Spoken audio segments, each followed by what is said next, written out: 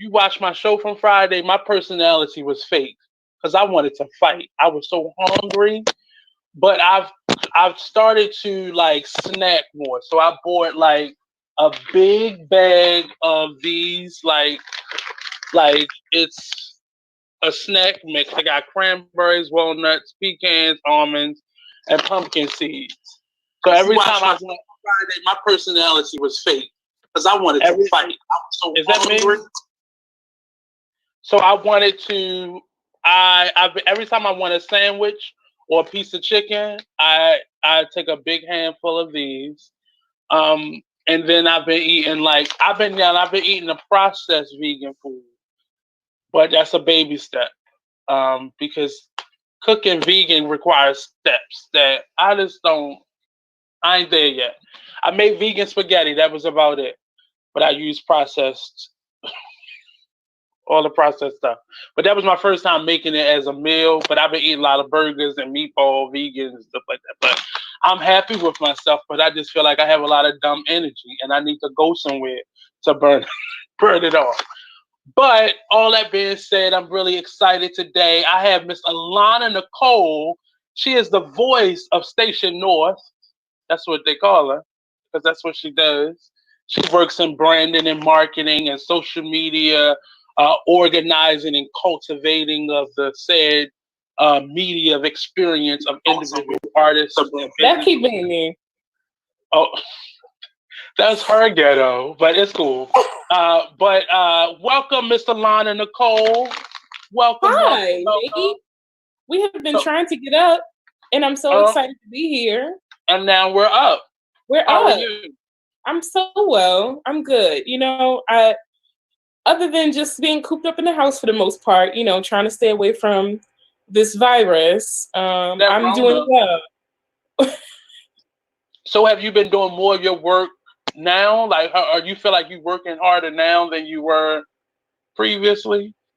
I feel like I definitely am still working, and I feel like it's an increase in like a demand, I think, for people who are doing online work. I was working a lot remotely anyway, but used to moving around to different spots, so that's different. But definitely people want to know how to use Zoom, and they want to know how to make their social media a little bit better, since now that's all people are relying on. So yes, I'm busy. It feels great to see like some A-list celebrities using the same platforms that we have to use, that we've been relegated to. So it puts us all on one even keel, one even level.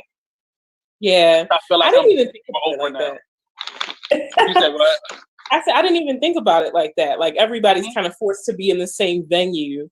So like it's cool. It's cool to see Erica and Jill Scott use Instagram Live for the first time and like thrive at it. But we've been using it as our platform, but now we got a little bit more competition. Right. In terms of who you are, Alana's a poet, a writer. Do you do any other forms of art? I know you as a poet. Yeah, I mean, I do spoken word poetry. I mean, I paint with my kids sometimes.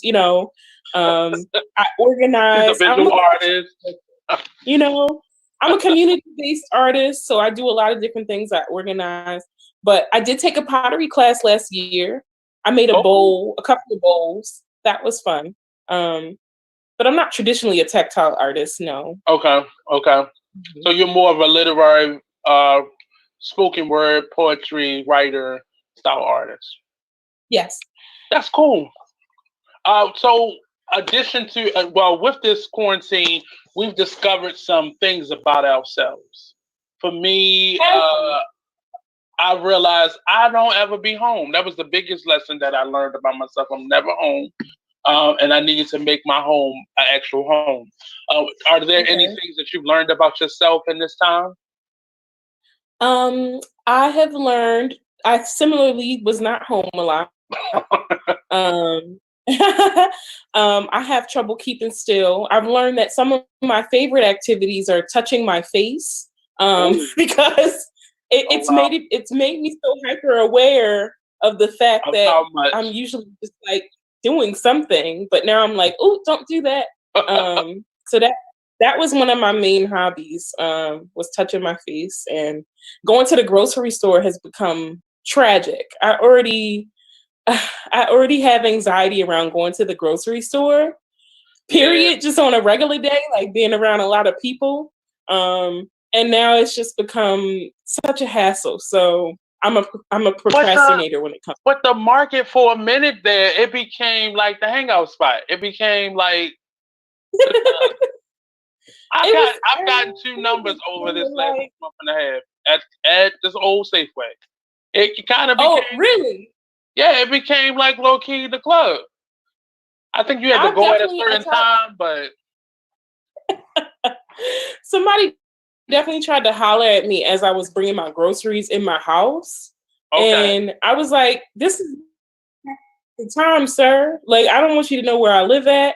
And no, I don't need help with my groceries right now. You should have just said, "I'm delivering. I'm delivering right now. I'm delivering," just to throw them off.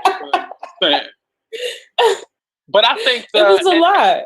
but you saying that, I think this time has brought. I don't even want to call it the horny, but just it brought that aggression back into people that the Me Too movement kind of Mhm. suppressed. But I think it's brought up a little bit of that aggressiveness in people. A lot of It penis pictures that have been absolutely has. surfacing. It's definitely bringing up a lot of heat for people. You know what I'm saying? Like Yeah. people are hot right now.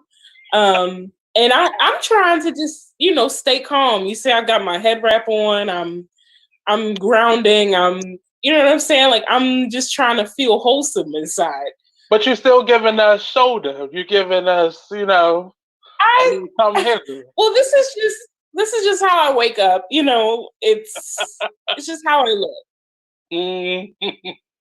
So we I've been wanting to one. I want Alanah in my personal life because I've seen you talk through solutions for artists and for entrepreneurs in general, in terms of how to get us organized. And people don't think I listen, but I probably was snooping in a lot of your meetings at the Impact Hub, when you were Right. talking to many artists. Not being nosy, but just taking notes because shit I need to do for my own life. Of But course. I realized how organized you have to be as an artist in general, with your digital footprint and how important your digital footprint is. And because I Google you the first person who told me to Google myself and to see what was out there about me. Um, Mm. and I saw a lot out there, everything that I've ever done. I realized I put my phone number on that forced me to get a Google number, which was very dumb. And Yeah. I was wondering why people were randomly calling me all the time. And I I realized that even though I had a lot out there, it didn't really tell a complete story of who I was. It really wasn't. I wasn't hashtagging myself when I should have, and I was hashtagging, I letting other people hashtag me in moments that I really didn't want online. Now I ain't had no drunken moments online, but it Yeah. wasn't always the most professional photos. It often was like a little calabash of who I was, which is really what my brand is. It's kind of a calabash of who I am, but it should have told a more complete story. So, and you telling me that Right. I've been more specific about what and more intentional about what I post on my social media. I didn't know that would instantly go to a Google search or a Yahoo search. I didn't know that that's what would come up instant. Yes. And for me, the one thing that you discovered, because you had Googled me, that I actually found that I had a relative that has my same exact name, uh, Ah.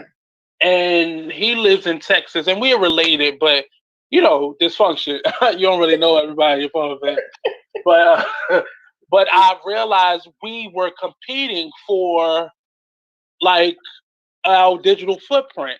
And Yeah. he reached out. He said he'd been wanting to reach out to me because when he Googled himself, he saw a Yeah. lot of my stuff out there, and he was, trying to, not so much compete with me, but our stuff is now combined because we use the same name.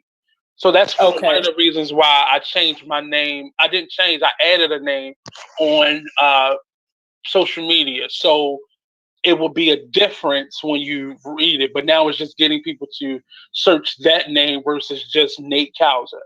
So you did Right. get a lot of helpful hints in this discovering and become more aware of what I put out there.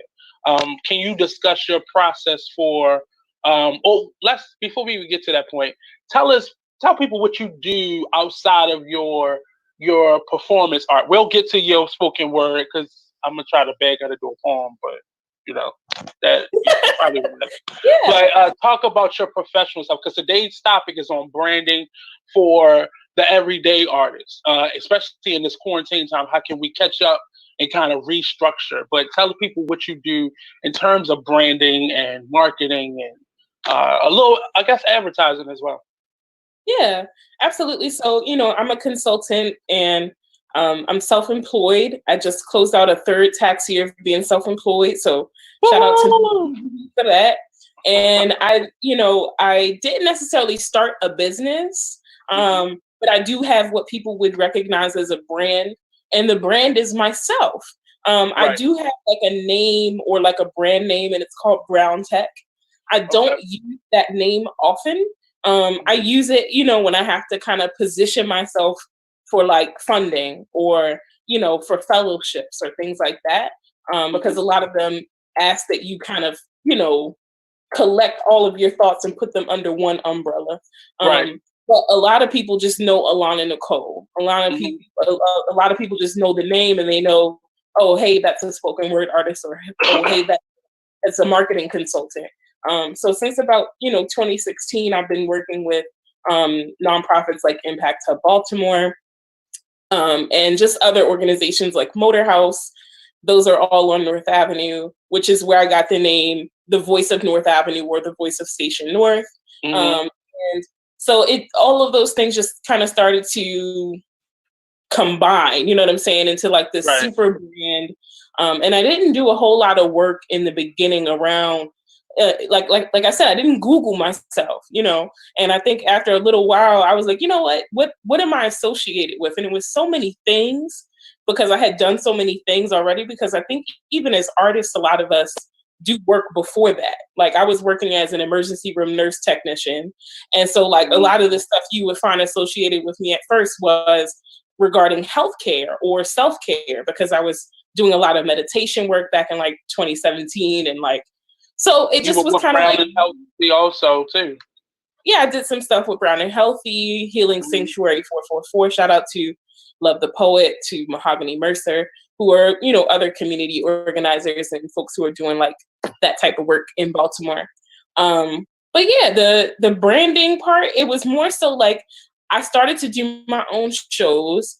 As a performance artist, you start to kind of branch out and do your own shows, or want to direct like Nate does. And Right. in doing that, you have to learn how to promote yourself. You have to learn how to promote what you're doing. You have to make your flyer. You have to make the event. You have to make people come. You got to make people want to come back. There's all Right. these different skills you start to acquire. And in acquiring those skills, some people started to notice, like, well, hey, you're really good at that, at making a flyer. Can you make me a flyer? Or, well, hey, you're really good at that. You had a really full room that night, and I'm struggling to do that. And so I started to leverage those skills for space. I started to leverage those skills for time. I started to leverage those skills for mentorship. Like, so in the beginning, I wasn't necessarily making money from it. I was just kind of gaining the skills I would need, all these years down the line in order to continue to broaden what I'm offering to clients. So Mhm. that's a little bit about, what I do in my daily work. So it's some web design, social media, management or marketing, content creation. And right now it's hot because everything's virtual. So Now, I've been saying from the beginning of this because I started doing more virtual events. I kind of found um, that niche was amongst this because it was a void that I was missing And a lot of us theater actors and theater performers and actors, we kind of lost our footing. Many of you had already begun to use this as a platform to express yourselves and to promote and to do stuff. But many actors, we got lost in that, especially when you're used to a stage or a room. We didn't think that it was a space for us. So I wanted to do that. But even in marketing for something like the quarantine, rules have kind of got loose. So you don't need a month to advertise something. You can do something No. within a week, you know, Right. and you just need that buzz around it in terms of the visual because you had a captive audience. But if this was any other time, a lot of our events were probably empty because Right. I saw a lot of people not really putting the effort into still marketing. I brought a lot of the stuff that I do for Be Exposed into the Artist Exchange into this, and I just shrunk the time. Uh, is Right. that how important is time when it comes to marketing and putting out content? Right. I was just actually talking to someone earlier about this, and the time has shortened in which like you need to promote something because everything's happening at such a high frequency. You can do something every week, right? You can Mm-hmm. put something out every day if you wanted to, but should you is the Yeah. question. That's what we're looking at long term. Are you decommodifying or devaluing yourself as an Right. artist and as a content creator by creating so much and not necessarily at the quality that you would usually get if you were to take a month to produce? You know what I'm Right. saying? As a thespian like that, Mm-hmm. you rehearse, Right. and you take time. If you were to recite those lines a week into rehearsals, it would sound a lot different than it Right. would A lot. 3 months in. Right. So you have ideas. Ideation is really important, but Right. execution is imperative. Like you could, woo, and I can't So preach just that enough. know that people follow you and they listen to you. So I started doing my events every 2 weeks. Yeah. So every week I felt like I'm gonna be real anxious and the quality of what I'm doing is not gonna feel comfortable. And it gives me time to still do my radio show. It gives me time to because I'm still promoting those things. And sometimes guests get angry at me because I haven't when I ask them to do something, is it necessarily when I post that they're going to be on? And I'm thinking Yeah. about all the other stuff that I have going out, and I don't want it to be this. Well, what do I watch from him? What do I? And you got to do stuff Yeah. in order of how you are going to present it versus I got this hot guest and I'm gonna promote Right. this now, and then everything else that I am doing, I'm promoting that too, and then nobody tunes in for the hot guest because I'd have promoted everything out. And I'm Right. starting to utilize social media. Like there's certain things I never used the story features. I never used them at all. And I'm Yeah. realizing it is really helping me to stay on a schedule because you only got 24 hours. So I Yeah. don't want 30 different stories, but I'm realizing that if you post this and then a few hours later you post that, people are following, and I'm starting to see my numbers increase in ways that I didn't necessarily see them increase before. And I know it's Right. not just because people are active, but I'm giving people time to adjust. I didn't know that you could add music to your stories, and I'm trying to not necessarily keep up with time.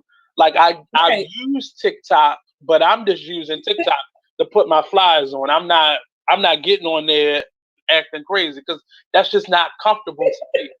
That's not my Yes. comfort level.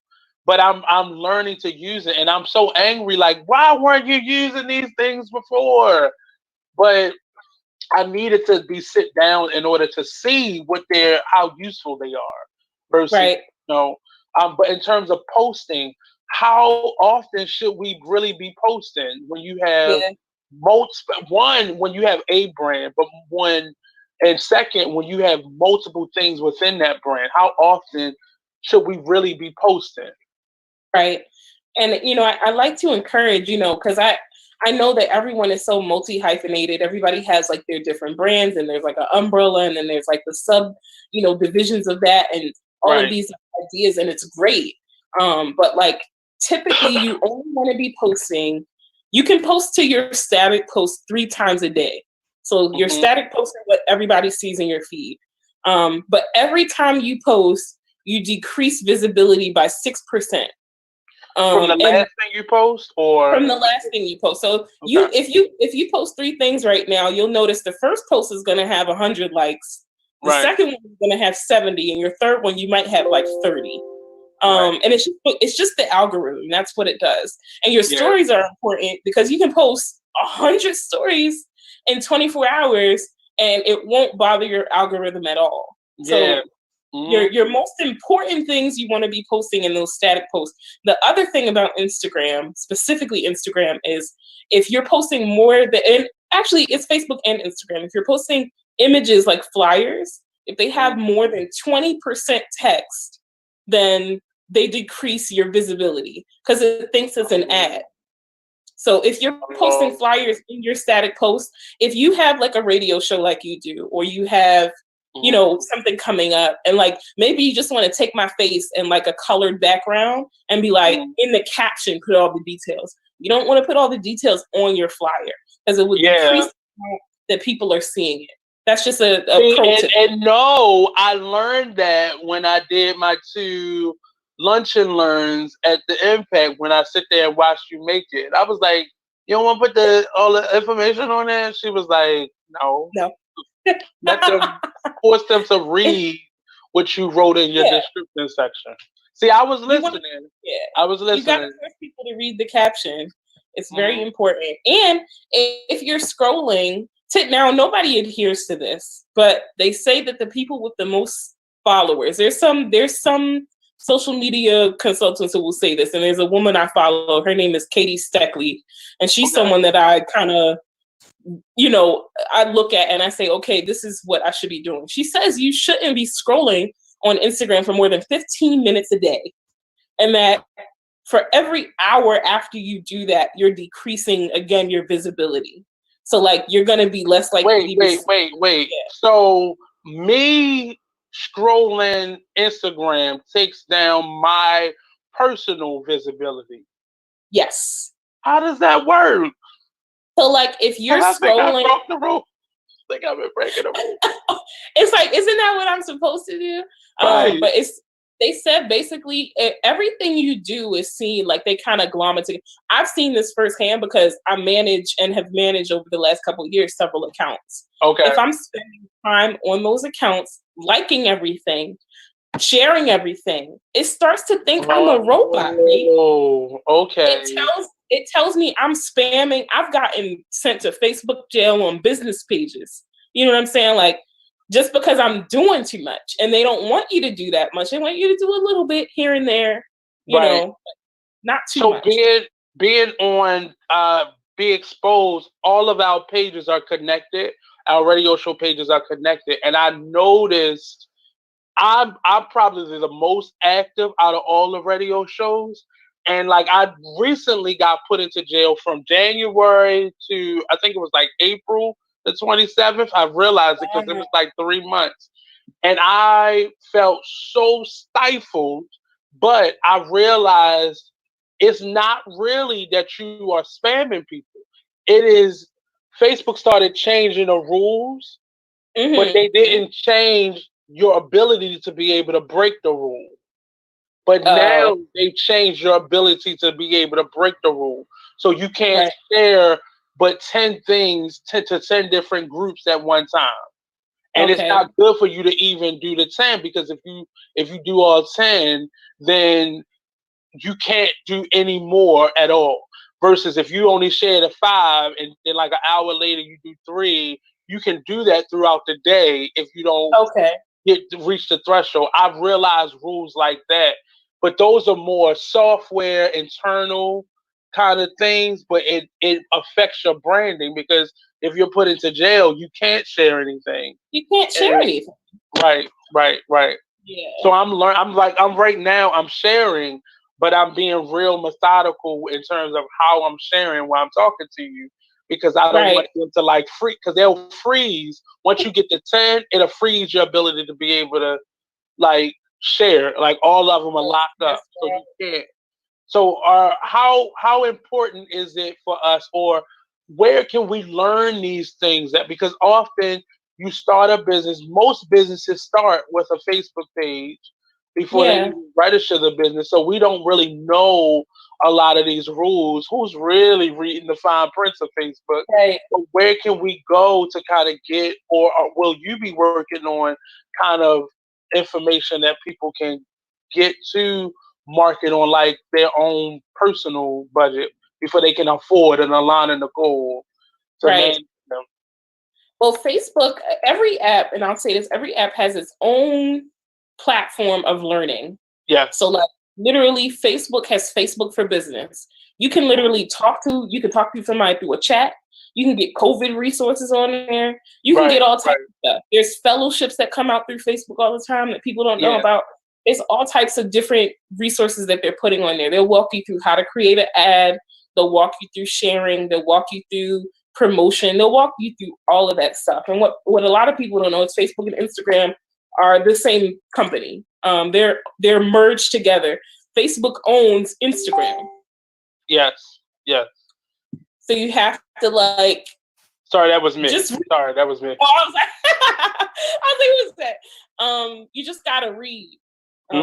There's a lot to read, but like it personalizes it for you based on what it sees you doing online. So like when you get on Facebook Business, you'll notice it'll say Nate, hey Nate, do you want to like that? And see that whole thing that you just said about scrolling. I hear a lot of artists complaining. I've realized at certain points because that's how I find my artists. That's how I find my new, people who I haven't met before to interview. But that really damages. So you should limit, and that I guess that's social media's way of limiting us from scrolling so much. Because it is mindless at some point because it becomes a rabbit hole. But I never thought that really affected like how much people, because I would think that it was, because you're supposed to, the way we used to think, if I like all these things on people's pages, they'll come back to my page and start like. Now what you want to do is like you have to target things. So like there's three things I always tell people you can do. Like if you're looking to like increase visibility to a certain group of people, like you can scroll all day on your feed, but what's better is if you go to hashtag groups. So like hashtag groups is when, somebody puts that chunk of hashtags at the end of their at the end of their caption. Instead of like, and it doesn't even need to be that big. You need to have like maybe 5 or 6 concentrated hashtags that people know you for. And while getting creative with it is great, like you could say hashtag Nate Rocks, but like nobody's gonna look at hashtag Nate Rocks because they don't necessarily know that Nate rocks yet. Yeah. Unless you have like this full, I love it. Unless they know, okay, bet Nate rocks. Like I'm gonna look this up. Like when you go to an event and you're like, use the hashtag, it's 300 people in the room, so they're going to get a lot of hashtag follows. You can follow hashtags. So if you use those hashtags to look for people who specifically, like recently, I don't know if you saw this, but I've been getting these portraits done. And I'm like commissioning different artists that are all around the world. I got one from Argentina. I've gotten one from Brazil. I've gotten one from Baltimore. I've gotten all over. But basically I use the hashtag Black Women Illustrate or like Black graphic designers, like that type of stuff. And I was able to find those people really quickly. I DM them really quickly. Also, the thing about DMs is whoever's in your DM or whoever's DM you're in, you're going to see more of their pages and more pages like their pages. So if you see someone who really interests you and like you don't know them, just be like, hey, like I really love what you're doing. Just that one message is going to help you get seen on more pages like their page. Now, does it work in reverse too? Will that person see your stuff more if you write them a DM? The thing about the DMs is connected to the explore page. So like your chances of being seen, this just increases your chances. It's not a promised thing.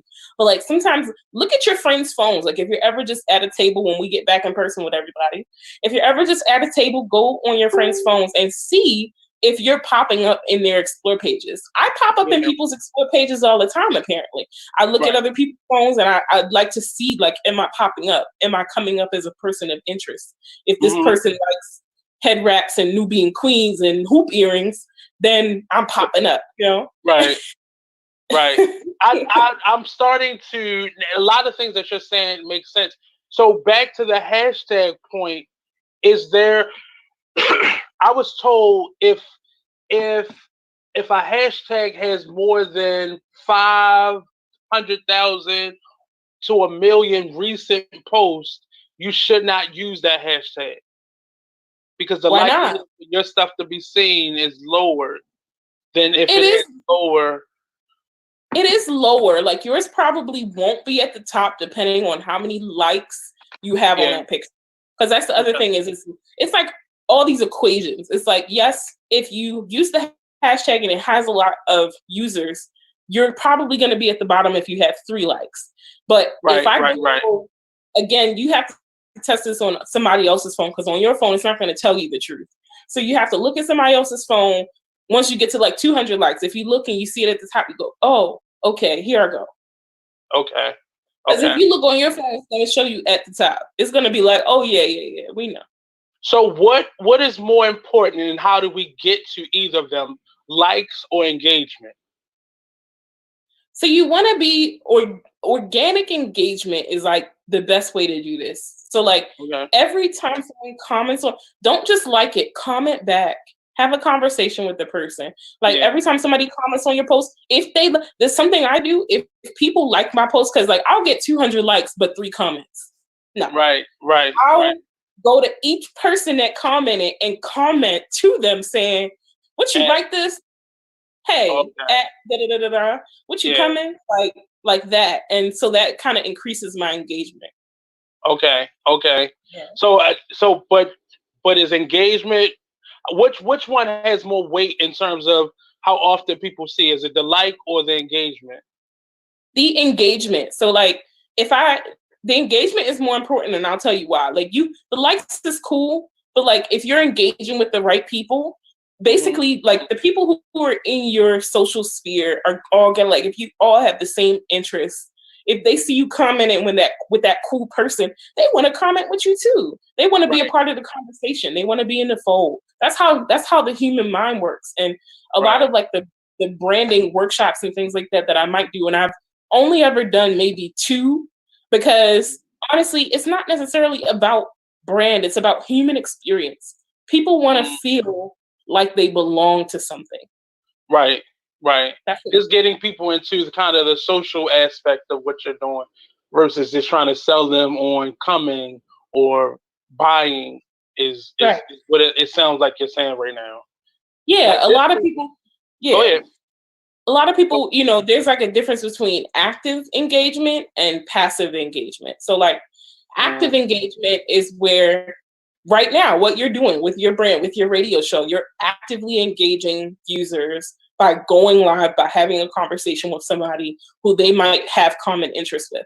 Passive engagement would be you posting, and while this is also a successful way to do things, it's just at a lesser rate. Like if you were to have Artist Exchange t-shirts and you just posted a picture of the t-shirt, but it didn't have a human in it and you weren't talking about it, and it was just a caption, not your voice, it feels less personal. So you'll get less sales, Right.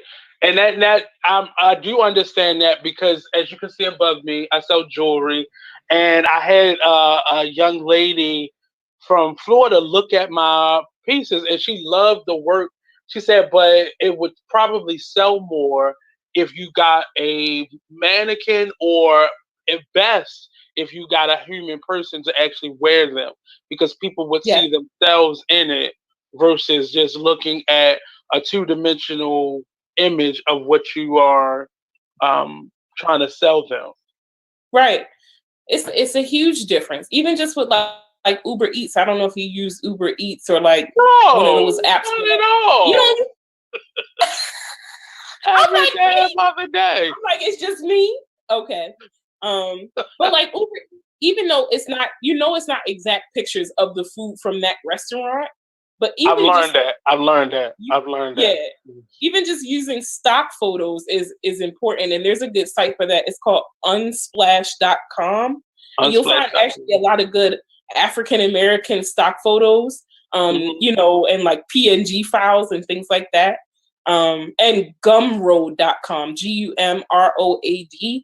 But some of those you have to pay for, but they actually have some good illustrations on there as well that you can use in general. And that's been my problem because I don't want to whitewash my business with a lot of stock diversified images. I like seeing black faces in my stuff, and that's been a problem buying like stock photos. They don't often look like us. And another simple way is just like when the quarantine lifts, setting up a photo shoot with a product photographer, if you have a friend with a camera, or even just recently, I saw a lot of my local businesses. I live very close to the plant shop Be Willow in Remington, and I saw them physically take every plant outside and take pictures of it to build an online store. Oh, okay. Mm-hmm. I have been trying to find that perfect person, but I think I'm just gonna do maybe like a collection with one and a couple more with another person. Try to find. I wanted that one image, and I've been kind of grappling with the idea of kind of buying like a mannequin, but that just feels not real to me. So I didn't want to go that route. In terms, what are some of the? I don't want to ask you about horror stories. But what are some of the biggest mistakes we make in branding and distributing our digital content? What are some of the mistakes that you see being made? Yeah, I would say, some of the biggest things you could do, like mistakes you can make is like lack of consistency. So say like you say, okay, every second and fourth Wednesday, I'm going to have, Knock on Door with Nate, and that's my new podcast every second and fourth Wednesday. And then you do it the second Wednesday, and the fourth Wednesday comes, and everybody waiting for you, and you never drop it. Ooh, that's a big mistake. That's a big mistake. Like, you've promoted it, you put it in all the groups, people are waiting for you. It's like when Jill Scott and Erica went on the other day, and it was like 8 something, and everybody was like, where they at? And I was like, at least they're here, but like they're not singing yet. So like everybody chill out. They logged on, they tuned in, but they wasn't there. Yeah. Exactly. So like, I mean, but for them it doesn't matter. But for a small business, for somebody who's trying to build up an audience, you don't want to tell people you're gonna be somewhere and then you don't show up. Or like that's just not a good look. I think I see a lot of businesses now, especially podcasters, they'll like start and then they may drop off and then they're having trouble when they come back to kind of build themselves back up to where they were because people have moved on. They've gone to what else is out there. I would say definitely like don't be inconsistent. People hate that. They'll find something else to do. Like it's especially, with my minority-owned businesses, sorry to say, it's a challenge as it is. People are going to look at it and they're going to be like, oh, what is they doing now? You know what I'm saying? And then if you don't do it right, then they're on to the next one. And even for me, like I've been at this station for a number of years now, and I would, in the beginning, I kept the same time that I had for years because I was afraid that I would lose what I had, and I would slowly kind of morph into the new time. And I saw how it helped to be slower at it than trying to just drastically change it. Sometimes you got to have a clean cut, but if you are continuing your business, it hasn't stopped or started. It's helpful to you to ease people into it versus trying to just trick them into believing, no, my show comes on Monday and Fridays now. What are you talking about? But it kind of helps to pick up the pace of it a little bit better than trying to trick people into times and such. And I hate changing times. I don't like when people change times because they've built up a following because this time worked for other people. And now you're changing it for whatever reason. It could be a great reason, but it does hinder when people can watch, especially with everybody going live. That's why I just added a second show that I'm gonna do, but I made that show where it's not gonna be live because I thought that locked me into being able to do it at the same time every day or every week, and it gave me a little bit more flexibility versus trying to produce it live every single time. And that doing this Mondays and Fridays is stressful because you gotta be there at the same time, and you could slip up and be like an hour late easily and not think about him. Easily. Like I've done it before. What would you like people to know before they would come to you for help, though? So if I would think I was ready, what would you want me to have in place or already prepared for you? Right.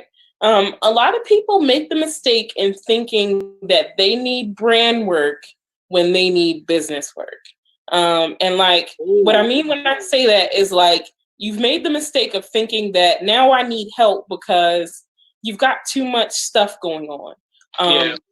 Like you need to get organized before you come to any consultant, whether it's an assistant, whether it's for your brand, whether it's media work, like get organized. If you're not organized, if you're not scheduled, if you're not already working from a Google Calendar or a Microsoft Office calendar or something like that, you're still just jotting things down on napkins or, that First of all, my napkin works just fine. I'm going to just let you. No shade to know those things. Sometimes we don't know it until we're introduced to, like, I don't know how many people I've introduced to Slack because we use that as a tool at Impact Hub. And I was like, this is genius because I can have private conversations, I can have public conversations, and I get to know, like, I've definitely used that. But a lot of these things, I didn't know them. I still have an AOL account that I still use. So do I. I don't use it actively, but it's attached to my PayPal. It's attached to my PayPal. Right, because that's the first one you use. But I still use it.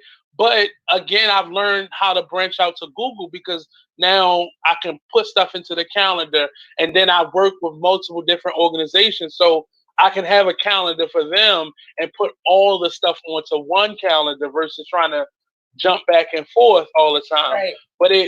But a lot of time, I'm being honest, and you know this as an artist, this wasn't taught in college. No. It wasn't, especially as an artist, when you go there for an art degree, you don't learn these things. And it's been really hard for me to apply them because I am so used to pencil and paper. And the shift is hard. Do you think this would be a course for you at some time, or I mean, how would that work? I think for a lot of like individual artists that come to me, like I don't necessarily take them on as clients right away. Right. I do am trying to like implement more workshops, but just because of like my schedule and everything I'm involved in, I don't like to do things half-assed. So I don't want to give people something that I don't feel they can completely benefit from. I am about to collaborate with Artist U on doing like a little a module for their upcoming like series of classes. And so I think like plugging into those things for artists, I think might be easier, or like independent business owners. Because just for me, as far as like, because I self-manage myself. I manage my career, my times, my calendar, my kids, all of that. So like, I have to make sure that, again, I'm doing everything in a way that like, I'm not spreading myself too thin and coming to client meetings, pulling my hair out. or, Right. on a Zoom call fighting my daughter because she lit a napkin on fire. Not that happened today, so it's just a I lot. love the backgrounds of this last month and a half. There's everything to me. Like, hey, your daughter's about to knock over that whole shelf over there. You should go It's get like, her. oh, she knocked it down. But I wish I would have took more business management courses. I really wish I did had taken more of them, because the art seems like you can catch up on that just by practicing it. But the business side has been the biggest piece for me. I know just in starting this and starting the artist exchange years ago, and at this point it's been close to 15, 16 years ago. I didn't think to categorize everything, meaning I took pictures at events, but I didn't think about a portfolio. And now with, we had all these, artist relief grants coming up. A lot of them require that we submit certain things. And I'm like, well, I don't know where that's going to come from, because I don't have that put out there. It put me into shape for sure. This past couple of weeks was, and even though as organized as I am or claim to be, it definitely was like, get it together. Like, get it together. And I was able to secure several grants, like for having to I spent a couple nights up. I was like up into the wee hours in the morning, revamping my website, gathering pictures from Google and myself performing. I mean, but it's worth it. Like that social capital and like those pictures and all of that is worth it. But keeping like now when I do stuff, I make sure I take part. I've been working on a place called Blueprints for a number of years. And it wasn't until I just did it at the Pill Center like 2 years ago that working with Tiffany Jones, who is a micro whiz manager, was forcing me to kind of take pictures of the process. And I had never did that before. So fast forward to that Blueprints being the first virtual reading that I decided to do in this moment. I didn't have to work as hard at pulling images and getting information and finding the article that Angela from Be More Art wrote on this, and getting all these things in order to be able to simply put on an Eventbrite or to post to market it. And then when I moved to the second one and the third one, it was like, oh, okay, I don't have all that stuff I had for Blueprint. So what do we what do we do now? But it taught me how to kind of work within what you have, and just even if you're not doing it on a large scale, just take pictures of what you're doing, write notes, try to encourage people to write feedback. Just those small things make such a big difference when you're presenting work to people for money. Like, they want to know that you can do it, not that you got a program. A program is key, but how did it go? What did it look like? What was the experience? But and it also just go ahead. Yeah. No, you go. No, go ahead. Go ahead. No, I was gonna say, like, it's hard as an artist. I know, like, for me personally, like, I don't always like to be showing myself approved, and I know the work that I've put in. You know what I'm saying? Like, I know the hours I've spent. I know the headache. I know the tears. I know it well, but everybody else doesn't know. You know what I'm saying? And like, it's hard because you kind of have to like depride yourself and like de-ego yourself a bit to kind of come off that and be like, okay, I need to explain this bit by bit. Because and just simply stepping outside of the art side of it and thinking about what you're going to use this for down the line. Like, we get so caught up in the process of being an artist that we forget, oh, you know what? We need to take a picture of this. Or, I did Pearly this February. And Troy had us on this schedule of he would come into rehearsals and take clips of this. And we promoted the hell out of that show, so much so that almost every night was sold out because we had all these clips and all these photos to be able for all of us to be able to share. And, but it wasn't just randomness. He had a schedule of when he was putting it out. And I had never did a show like that before. And it made such a difference. It was so easy because artists will share the director's work more, or do the brunt of the promotion if it's easy. If it's something that you posted and all I gotta do is click share, invite, and that's it. I don't have to think about it.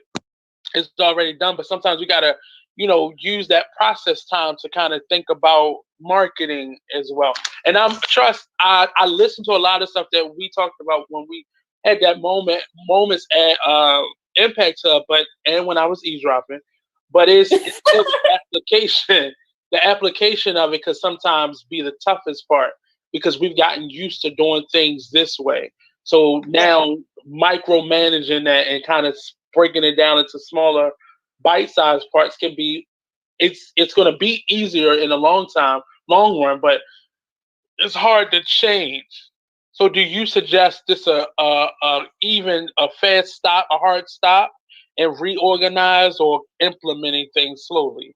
Which approach would you suggest? I think, again, because I come from such a human approach, is if you are not well or you're not feeling well in your business, then you need to stop and you need to take recalibrate. It's going to hurt you. You know what I mean? It's really going to hurt you more to stay in your work and be confused and disorganized and just don't do that. Just stop, take a moment, rethink about some things. I'm telling you, a couple hours just in a think tank. And this is a skill that I learned, with Michelle Geist from Impact Hub, who, really, she has crammed spreadsheets and my love for them into my brain over these last couple. And just she does these retreats with us where we're just whiteboarding through ideas. I mean, so many of the things that we have done, on that team specifically, have come from a whiteboard where we're just sitting there for 5 hours a day, one day. And I've done that maybe 6 times over the course of the last 4 years with them. And have seen it go from whiteboard to festival, from whiteboard to collaboration, from whiteboard. And so if you just take that moment to write it down, even Erykah Badu says it, then you can do whatever you want. You got to take a pause sometimes. It depends. Even recently, I think a local entrepreneur, Kalila Wright, who owns Mess in a Bottle, went live and she posted a clip of that. So I encourage anybody to go watch it at her page, Mess in a Bottle. But she hello. My house is bustling. She posted a clip, talking about her journey as an entrepreneur and how she thought she was ready to scale and making the masks and the t-shirts, but found that she needed to kind of take a 30-day pause in order to I know it's helpful to me at times because this period drove me crazy for the first couple of weeks because I realized I'm never at home. And I realized how much I moved, so much so being transparent, I didn't even have internet at my home because I've only come here to sleep and to shower and get dressed. So I had to really implement things that I needed to make this possible for me to have a radio show remote from my home and still be selling my jewelry online and doing lives. And I've never done this many interviews at one time, but I'm on everybody's platform doing interviews. And, I had to really refocus my energy, and my apartment now looks like a rehearsal hall because I put this on for this show and then I take this off. But I'm realizing how important it is for us to have a strategy, have a plan, and that lazy artist feeling that we have is often our body telling us to plan. Think about what you're doing. And we be moving so fast that we don't give ourselves time to actually achieve it. Then we get closer to the event, and then I hate any event that makes me work harder the week of than I've done the whole time. I've said to myself, I'm not doing that anymore. And if I'm a part of any type of experience that's doing that, I'm going to stop, a hard stop, and say, no, because we get lazy in the rehearsal process or the planning process, and we try to cram all that into the week of or the morning of the event, and that's hard on us. And we would do so much better, then after the event, we like, man, if I'd have just did that 3 weeks ago, it would have been done. I wouldn't have spent this time.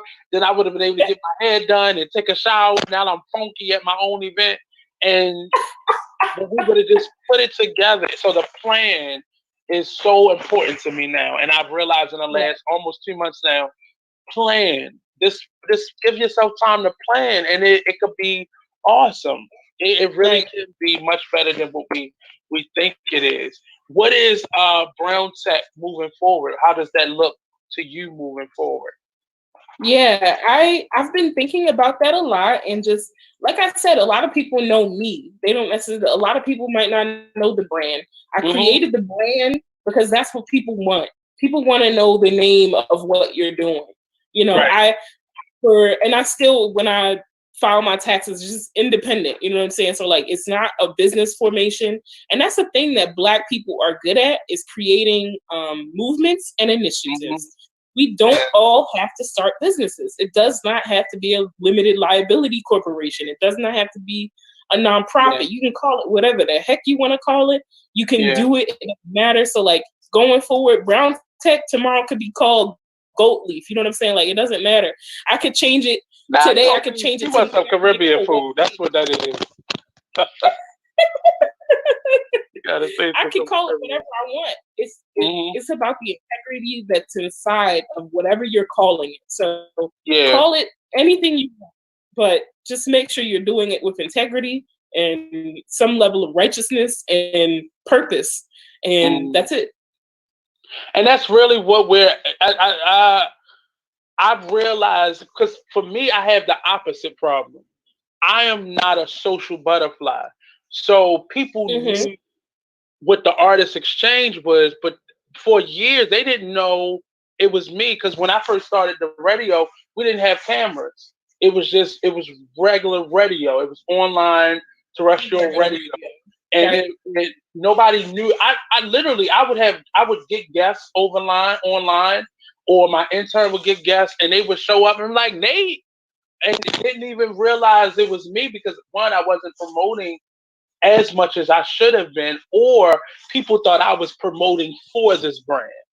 Yes. So I had the exact opposite. So what do you suggest when people have when there's brand identity, but now we're in a space where the creators have to be more personable and more connected to their brand, versus I started that and I manage it from a distance and I just let it be what it is. Now we have to tell our personal stories to kind of attract our audiences.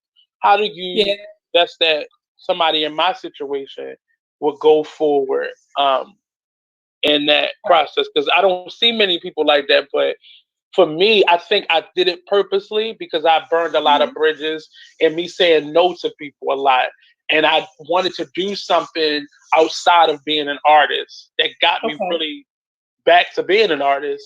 But I wanted to, I think I disassociated myself with it because I didn't think people would follow me. I didn't know how strong my social capital was. So I distanced myself, and now I'm having to show me more and more at the helm of my business versus it being a separate entity in and of itself. Right. I think, any founder, any person who's building an initiative or movement or has a show or a podcast, whatever it might be, and I know, like, for me, it was, like I said, the opposite way around. I built my personal brand, and then I built, my business brand. And for a lot of people, they build a business brand, and maybe that bolsters them, and like maybe nobody knows they're behind it. Like you said, nobody, maybe there's still people who don't know that Nate is behind Artist Exchange. But I would recommend for anybody who is, trying to build a brand and their business is at the forefront and they're now having to tell their personal story, is you would be surprised what people don't know about you. You could have a month's worth of content just based on fun facts about Nate. Fun crafts with Nate, make earrings with Nate. It does not matter. It's your brand. People should be a lot gentler with themselves when it comes to putting out content. It does not have to be perfect. You can delete it at any point if it doesn't come out right, if people don't respond to it. I do it all the time. My archive on Instagram is probably thousands of posts. Thousands of posts. And some of them I do have good amount of likes and things on, but like depending upon what I'm doing, use those archives and like even on Facebook, you can put hide posts. Like there's just certain things I might say that aren't as savory to grant makers. You know what I'm saying? In the last couple of weeks, that backspace button has become because I'll type it all out and be like, you know what? Yep. That's not important. And when I feel like that, I go with it. Because I could be ratchet, and I don't want people to see the South Baltimore side of me. I feel to keep that in my, in my personality, but it don't have to be right. I told, and there's a line, I have a mentor, and some years ago, Michelle Antoinette, she told me some years ago that I needed to separate who I was as a person from my brand. And as a millennial, I refused because I'm bullheaded and stubborn. And I didn't. And she was like, she would give me so much grief about it. But it turns out people actually love me for me. And they love my brand, even though I'm in it, and I can be ratchet, and I can be sexual, and I can be all of these things because I'm not a monolith. I'm a Black woman, I'm a mother, I'm a maker, I'm a lover. I have, there's all types of things about me. Even today, I was granted $1,000 from Breakout. Won't he do it? And I was like, I had posted something last night that was like about sex, like on my Instagram. And I was like, archive. Because I need to make this post thanking this prestigious organization for giving me this money, but just as quick as that, just as quick as an archive, you can change how you're presented to the world and how you show yourself to the world. And it's not selling yourself out, because I get that a lot. Our mutual artist buddy, Miss Coffee, tells me that all the time. I built the Artist Exchange radio show, well, just the Artist Exchange in general, off of community, the ensemble, always having a guest. And she said to me several times, and many of my friends like, Nate, won't you just go live and tell people what you thinking? Like, it's great that we know what Alana's thinking, but what are you thinking? And that's the part that I was always missing. Like, and despite me doing this radio show and most people don't even realize, it's like about 7 years, like doing it for so long, it really, I never really explored what I thought. And I would see some of my best shows were when I involved myself in the topic.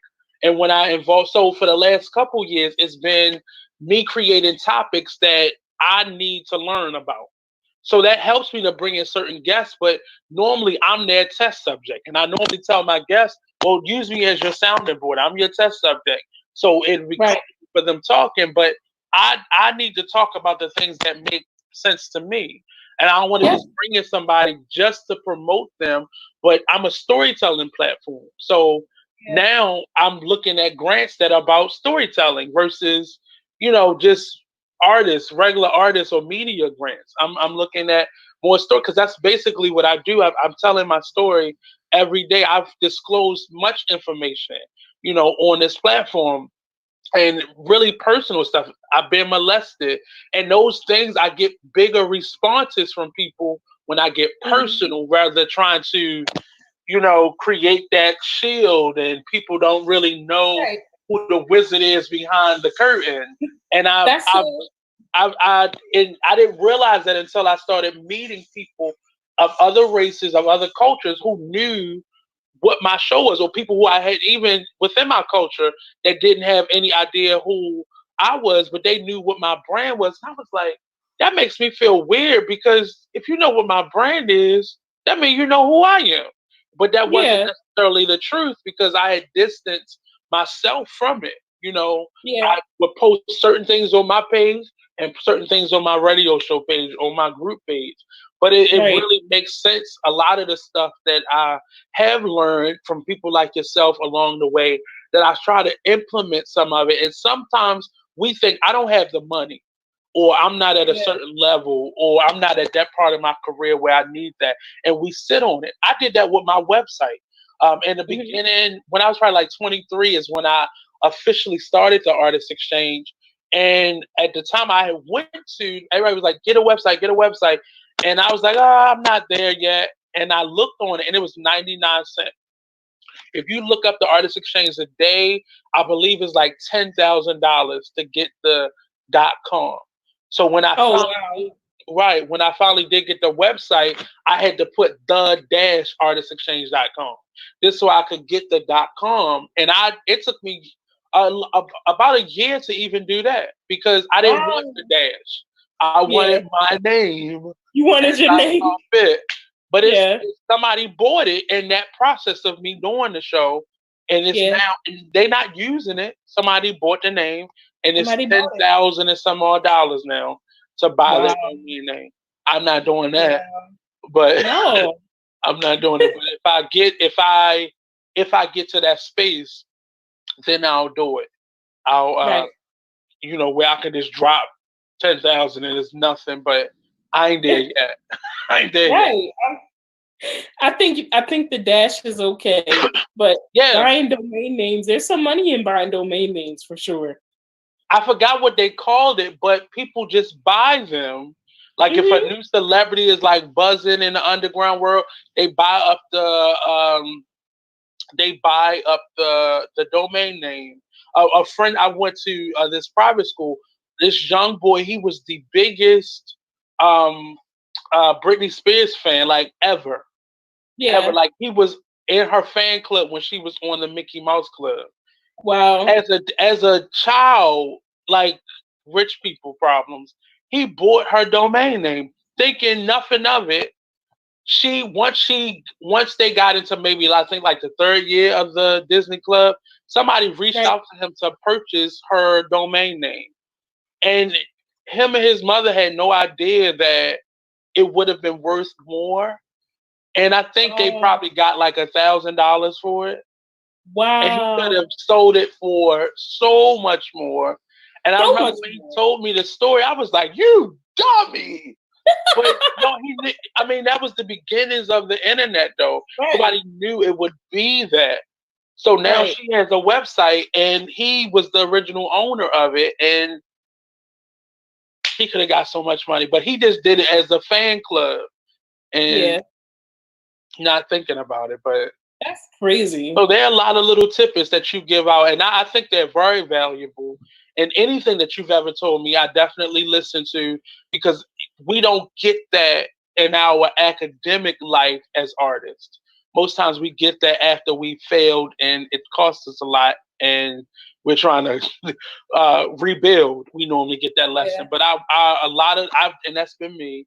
But I wanted to kind of get things right this time. And this time has really, I haven't done as much as I wanted to do, but I have kind of looked back over those things. My friend, he jokes me because I have this clipboard and I write everything, like it's so many pages in it, and I write things down that I want, that I desire. Like I'm a Yeah. checklist type of person, and it really has helped me in this moment to kind of just sit back, because things aren't really moving as much, into really plan, okay, I'm gonna do this show here, and I'm gonna do a live here, and I can do all these interviews in between that time.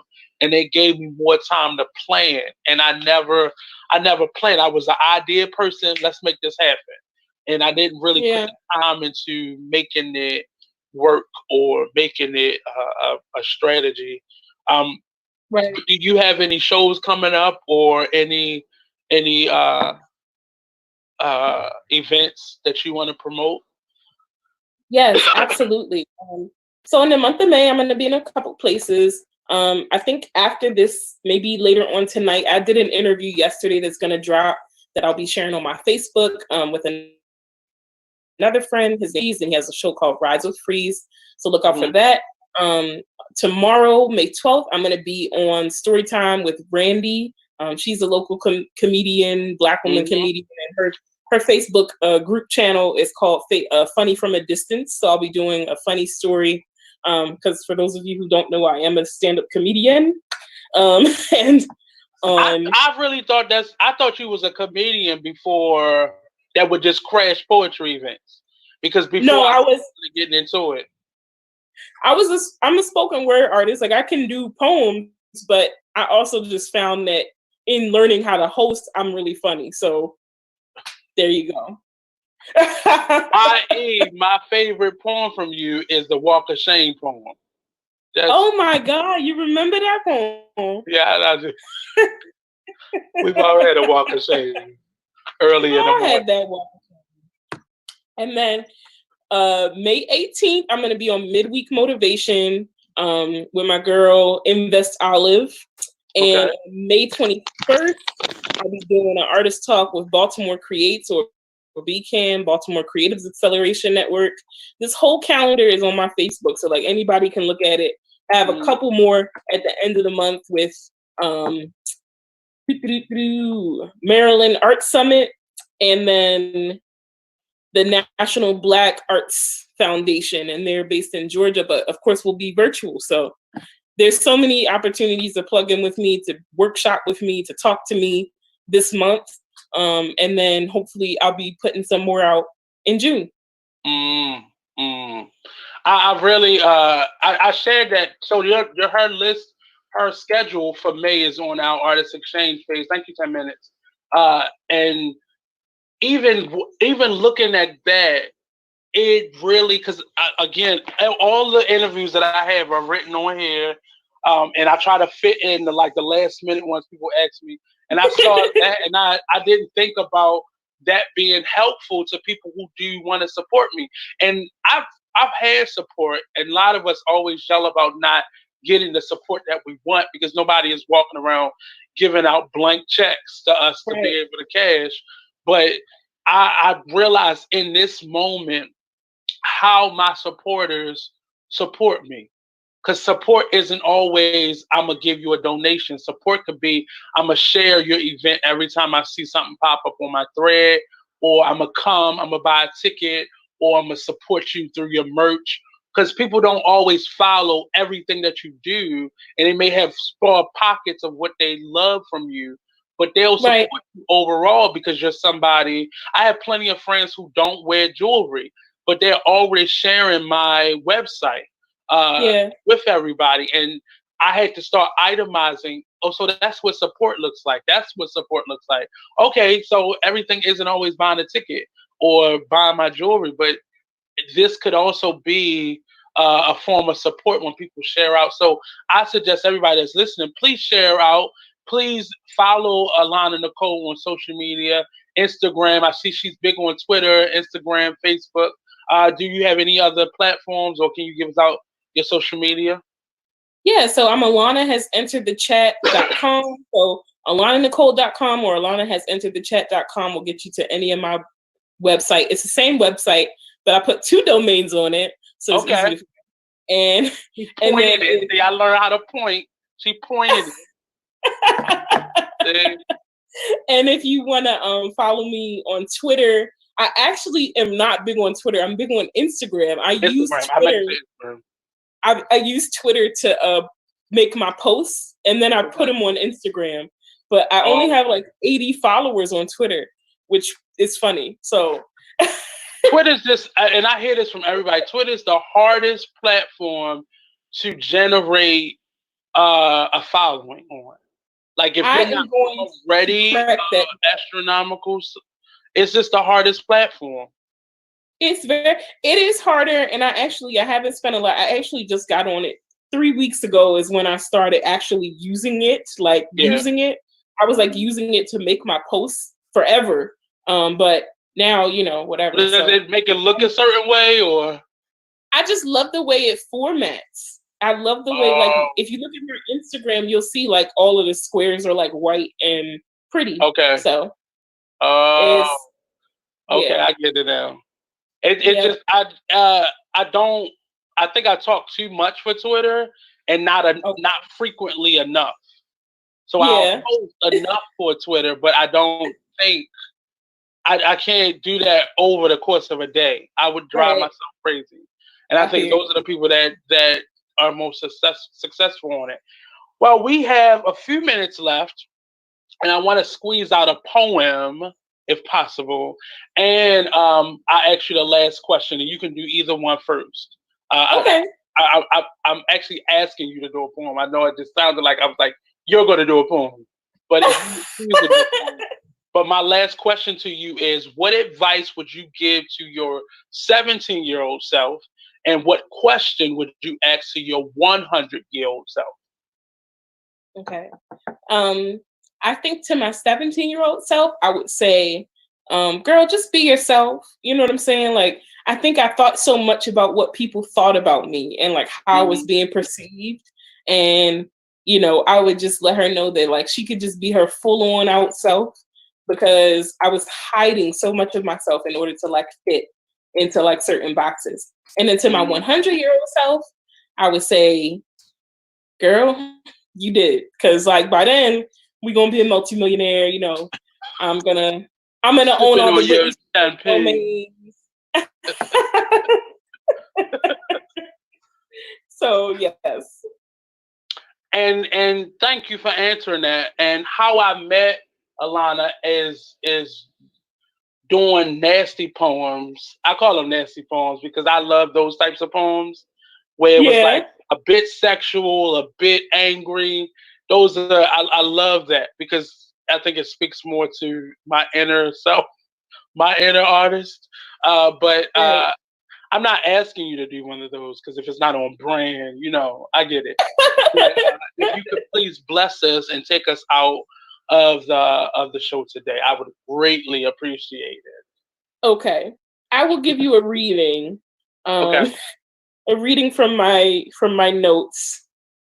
And here we go. I'm gonna find a good one. I'm gonna find a good one. Just bear with me. Okay. So while she's getting one, please tune into the Artist Exchange Radio Show every Monday and Friday from 5:30 to 6:30 during the quarantine, and normally until 7. The next show we have coming up is the Living the Rich Life Talk Show with host Rich James. Oh, but before we do that, we got won't want to skip over Tuesdays. Talk lately with Monty. Please tune in for that. Everybody, please be safe. Please keep yourself out of harm's way. Follow the rules. I know the government is forcing us to go out, but please do your part in keeping ourselves safe. This is a community effort. To all the artists out there, keep creating. This is going to be lifted, and we need to prepare for the work that we're going to do after this. So keep creating, keep supporting each other as brown artists, as brown entrepreneurs. Please keep connected, keep united. You can't participate in everything, but keep loving on each other, keep participating, keep supporting, keep uplifting each other in every way that you can. It's not a dish too small that can't be delivered to somebody in love. So we're gonna close out today's show with Miss Elana Nicole. Woo! Woo! So, like I said, I'm going to read something. I wrote this a little while back. I was on a date with a guy who I was in lust with, apparently. And Mhm. so it goes like this. Thursdays felt like Sundays, and the wharf held a chill comparable to both our hearts after all they'd been through. Still beating like our feet against the pavement to find pizza, I wanted DC forever. You were my monument, my saving grace from which light erupted. You are as 2018 Madison Avenue as it gets. As free as it was to love you was as long as I planned to. I don't plan a lot, but something about your gap held futures. Something about the way your tongue pressed against the roof of your mouth when words held the letter S. Something about seeing you early in the morning at work felt right. I'd come early just to catch your smile when you were alone. I often thought of your imagination and what it held for me.